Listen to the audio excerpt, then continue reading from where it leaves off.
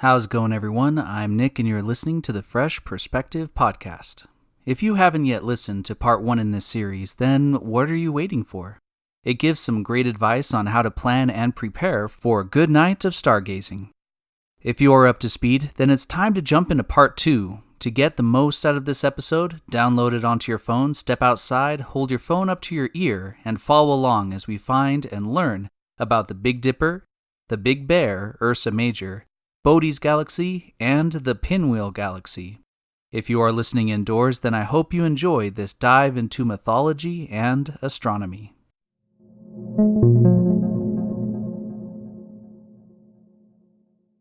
This program is brought to you by the members of the Free Thought Initiative.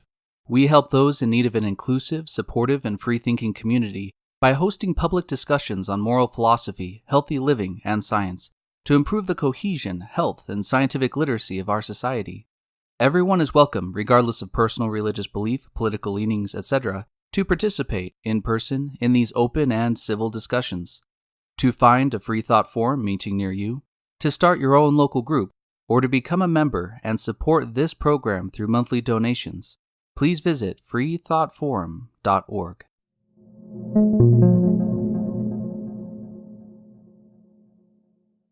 I hope you did your homework from the last episode because it is time for a pop quiz. Go ahead and locate the Big Dipper. If you are having a hard time, face north.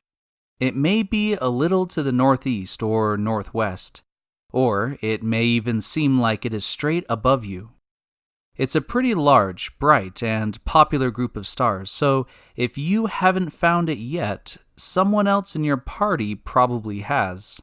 4 stars make the bowl, and it looks like 3 stars make the curved handle.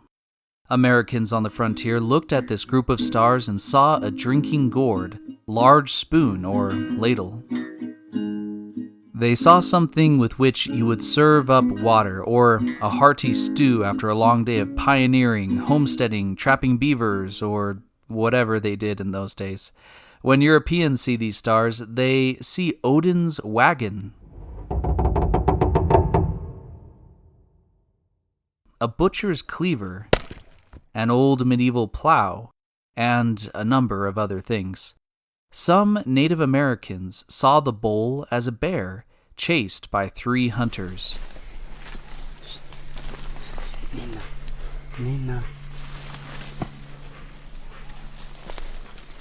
In autumn, these hunters injure the bear, whose blood turns the leaves red. In classical mythology, this bear wasn't a bear at all, but actually a beautiful nymph, Callisto, a follower of Artemis, the goddess of wild animals, the moon, and virginity. No underwear. I can't go. You're talking about different things. Oh my goodness, you would not be waxing. Zeus decided that Callisto would be his next mistress, but knew that she was sworn to a life of celibacy. To get around this, Zeus transformed himself into a woman who looked exactly like Artemis.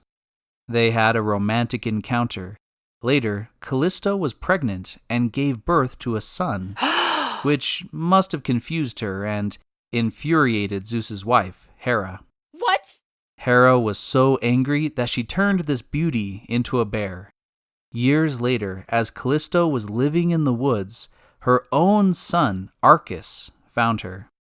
But he didn't recognize her. He was a great hunter and chased her until she could run no further. Just as he was about to spear her with his javelin, Zeus intervened and spirited her up into the sky. That is how Callisto became the constellation of the Great Bear. Her son was also transformed into a bear and became the constellation Ursa Minor, the Small Bear, or the Little Dipper, a constellation we will cover in the next part of this series. In some versions of the story, the constellation of Bodis, the herdsman, is actually the boy hunter, Arcas. The asterism of the Big Dipper has different names all over the world, but it belongs to a larger official constellation known as Ursa Major, or the Big Bear. The Big Dipper is the bear's lower back and tail. There you will find its brightest stars. The other stars of this constellation are much dimmer. If you start from the base of the tail and connect the top star of the Dipper's bowl, and then continue to hit the next 2 stars in that line, then you find the eye and the nose of the bear. It is a fairly skinny bear that looks like she hasn't eaten in a while. Below her eye is where her front limbs begin. Can you find her front legs? It looks to me like she is digging. The bear's back legs are much larger. Start with the bottom of the bowl of the Dipper. The back star, closer to the tail, is the back hip. Ursa Major's back legs are spread wide like she's taking a stand to protect her cubs. Find the next star down just below the hip and slightly back toward the tail. This is the top of the back legs. The left leg follows the curve of the front legs, and the right leg is straight down from the hip. Once you find the eye, nose, and limbs of the bear, this constellation gets pretty big. In fact, it is the 3rd largest constellation in the sky. Ursa Major doesn't just look like a bear, it behaves like one. In the spring and summer, she is high in the sky and active. But when fall and winter come along, she hibernates low along the horizon. Bear, you're breaking it! You're breaking my kayak! Why are you doing that? Why are you breaking my kayak? Bear, please stop! Please stop, Bear! It's the end of September! Why are you here? You're supposed to be asleep! The brightest star here is Alioth. You can find it by looking at the 3 stars of the tail. It is the first one, closest to the rump of the bear. When you look at Alioth, you are looking at a star that is 81 light years away.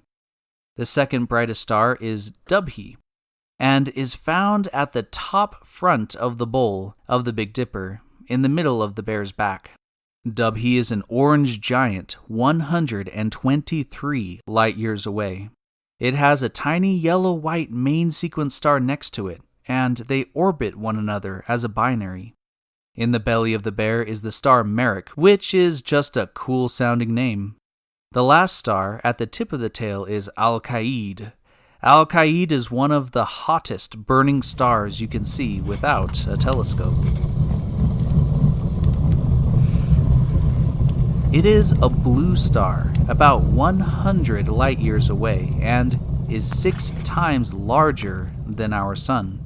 Now let's take a look at the middle star of the tail, the one that makes a kink in the tail.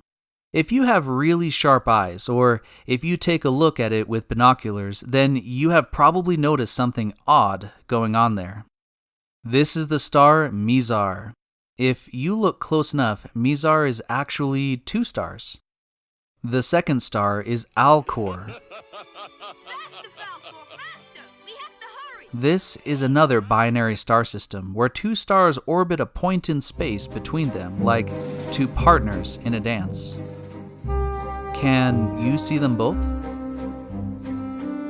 As we continue our exploration of our first constellation, go ahead and get your binoculars out if you have them. Better yet, if you have a telescope, get that ready. A telescope would make these deep space objects much easier to find. It is time to spot 2 of the galaxies hiding in the darkness around the Great Bear. The first subject of our search will be M81 Bodis Galaxy. To find Bodis Galaxy, we need to zero in on 2 stars in the Big Dipper. Look at the bottom of the bowl of the Dipper, to the back star closer to the handle. That is Fad with a PH. Now, find the diagonal star from it, forming the upper front edge of the bowl. That is our friend Dubhe again, the orange giant. Now, if you connect these 2 stars and follow the line they create, you will run into M81, one of the easiest galaxies to see. The distance from the Big Dipper to the galaxy is about the same as the distance between Fad and Dubhe. Double the length of that diagonal line, and you'll find it, a bright smudge in the darkness. Bodis Galaxy is about 12 million light-years away. Compared to other galaxies, that isn't that far, making it easier to see in comparison. It belongs to our local group, so in cosmological terms, it is just down the street from the Milky Way. It's about half the size of our galaxy and has 250 billion stars, but the black hole in its center is 15 times larger than the black hole in the center of the Milky Way. Just like Ursa Major, it is easiest to see in the spring. To wrap up this part of the sky, I have a challenge for you. In these episodes, I think it would be fun to see if you can find some of the more difficult objects to see. Your challenge tonight is to spot the Pinwheel Galaxy.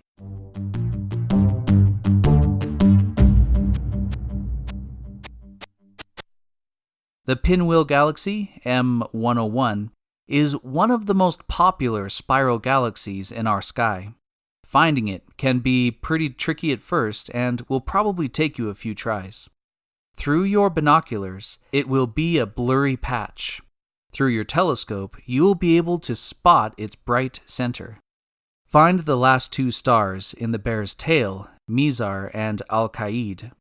These form the two bottom corners of an equilateral triangle, or a triangle with all three of its sides being the same length.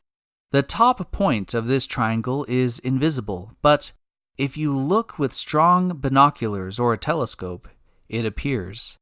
The Pinwheel Galaxy is just about where the tip of this imaginary triangle would be. You can think of it as a fly pestering the tail of the Great Bear.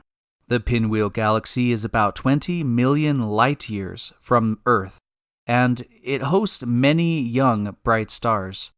It is asymmetrical. This is probably because it crashed into another galaxy and absorbed it in the distant past. It is 70% larger than our home galaxy, is found beyond our local group, but is still in our neighborhood. It is a member of the Virgo supercluster, along with our Milky Way and the Andromeda Galaxy. All of you who can find tonight's challenge, be sure to let us know in the comments. If you have enjoyed this conversation or have learned something from it, please leave a like, subscribe, and share it with other open-minded people. All of those small things really do make a big difference and help others find our group and our podcast. That is all I have for you today, but the conversation continues across social media and in the comment sections below. Do you agree with today's message? Am I mistaken about some detail? How can I better elaborate on this topic in the future? Feel free to share your perspective.